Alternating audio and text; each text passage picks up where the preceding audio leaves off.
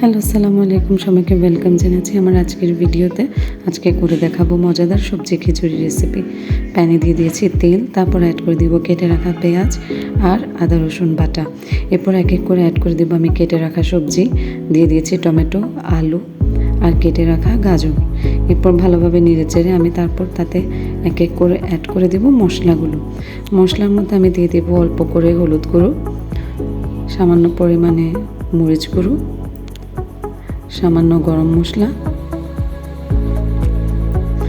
এবং পরিমাণ মতো লবণ। এবং এরপর কেটে রাখা পেঁয়াজ পাতা দিয়ে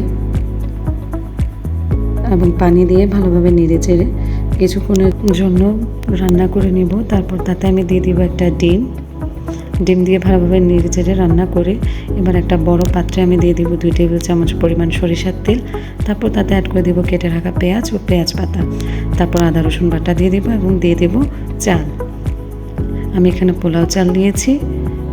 ভালো করে চালগুলোকে ফ্রাই করে নেব 3 থেকে 4 মিনিটের জন্য। পরে অ্যাড করে দেব রান্না করে রাখা সবজি। ভালোভাবে নেড়েচেড়ে তাতে দিয়ে দিয়েছি পরিমাণ মতো লবণ ও একটা ম্যাগির ম্যাজিক মশলা। এবং এই পর্যায়ে গরম পানি দিয়ে ভালোভাবে নেড়েচেড়ে কেটে রাখা ধনেপাতা দিয়ে 15 থেকে 20 মিনিটের জন্য দমে দিয়ে দেবো। ব্যাস রেডি আমাদের সবজি খিচুড়ি। Thanks for watching.